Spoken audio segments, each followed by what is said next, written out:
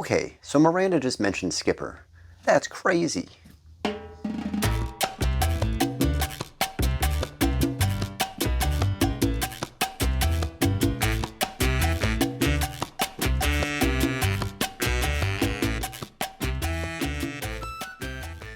Hello everyone, the December review here, back again with AJLT Season 2, Episode 10.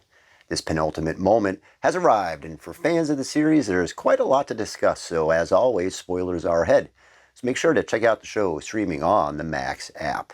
So just last week, we left off in a happy zone with Carrie and Aiden taking a pretty big step together, and with the majority of the rest of the cast finding their groove as well, signaling that maybe these final 2 episodes will coast into Pleasantville. Well, forget all that now, because the series decided to throw a wrench into the proceedings pretty quickly, as everyone is now about to enter meltdown mode with this rather anxiety-inducing 10th episode of the season.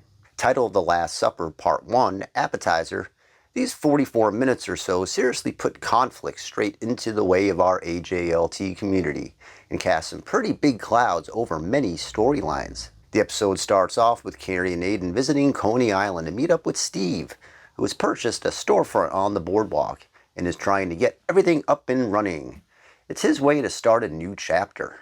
If you followed this channel, you may have seen a few shorts that I've put up over the past year or so titled Wildwood Days.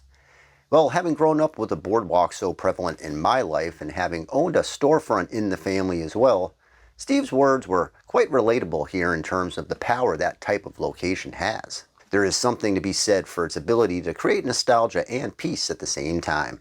And for Steve, starting over in such a place is fitting in his next step in his narrative. Meanwhile, Carrie wins a raffle that allows her an all-expense-paid meal by a renowned chef at the location of her choosing. She decides it's the perfect swan song for her apartment, which has been 100% sold to Lisette at a rather sizable discount. Aiden opens up as to why he won't go back into Carrie's apartment, and it's because, well, he's afraid he will get mad at her again over the past, and that it was a mistake to be upset with her in the first place. It's a pretty telling moment for the character, as Aiden openly says that when he couldn't get her to marry him, he used the apartment expansion next door as the next way to gain some type of long-standing commitment from Carrie.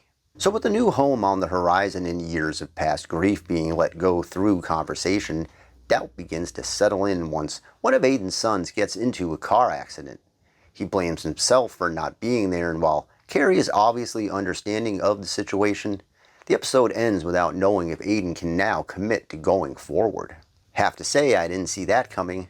I suppose it was naive to think that the series would coast along without conflict, but the reality of the years between when the couple left off until now has finally made its way forward.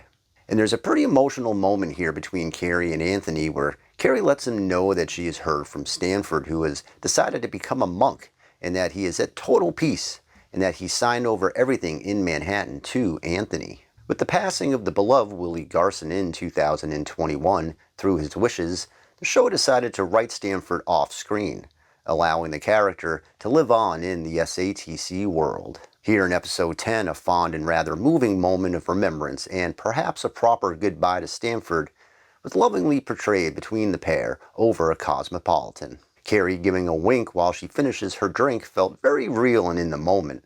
While it's not easy to deal with the loss of someone so close, the show created an excellent farewell for the much-missed Willie Garson. For Miranda, well, her career is riding high, but her personal life is still in flux. After coming home to Naya's place, who is in full meltdown mode after receiving an invite from her ex-husband, Naya wishes that she could shut people out the way that Miranda can. A bit of shocking news to Miranda. And this is brought up again throughout when Carrie tells her about Steve's new boardwalk place and is mystified how she hasn't reached out to him.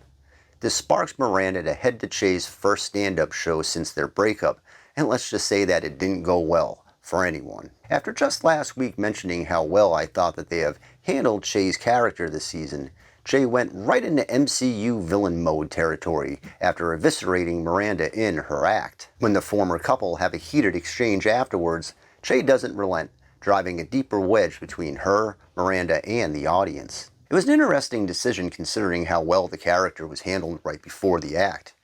We watched Che as they go through old stand-up videos of themselves, getting a glimpse of who they used to be. adding some much needed background to the role. Che is clearly fighting against the struggle of being who they are now and how their world holds on to what they should be. In this context, their rebellion over Miranda and others around them, while upsetting, is understandable. For Charlotte, well, she sells a rather expensive piece of art to Sam Smith and reluctantly agrees to go out with her co-workers to celebrate. This ends up with a very drunk Charlotte having a few words for her family. This moment has been set up with her struggle to have her career and let go of some of her home life responsibilities. It's mostly played out for a bit of a laugh here, but it's clear Charlotte is trying to find the right balance between the two. And for Lisa Todd Wexley, she struggles to commit to her career and life changes as well.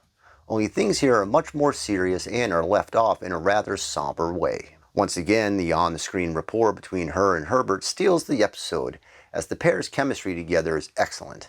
LTW herself is so well acted throughout this season, it's truly a standout role. Rounding out the cast, we find Anthony at odds with himself over his relationship with Giuseppe, and Seema tells Ravi that she loves him, but fears that she might have stepped out too far too quickly. So the second to last episode of Season 2 brought us many new questions as we get ready for the final act.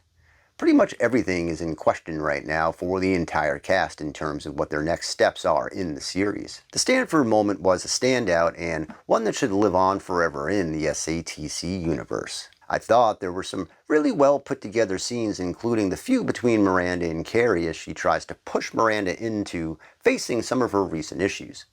The conversation between LTW and Herbert, seeing Che look back while trying to write new material, and seeing Harry in his office was a great look. The episode left things very unsettled, which was its intended design, keeping us guessing right up until the final frames. I'm a bit thrown now as to what we can expect as the finale looms. While the season hasn't been perfect, it certainly has been entertaining for me, and with many SATC nods and winks mixed into the next chapter of this series. I'll get into my more overall thoughts once the season officially wraps up. As Carrie said way back in Season 4, Episode 17, maybe the best any of us can do is not quit, play the hand we've been given, and accessorize the outfit that we got. While she may have been talking about shoes at that moment in time, the same thought here can apply to where things are now all these years later. Will Miranda find a way not to shut people out and possibly find something that she's been looking for since AJLT began? And will Charlotte find a balance between her family and career? And after all this time, is it really Aiden and Carrie's moment to ride off into the sunset? Well, with one episode left, I couldn't help but wonder.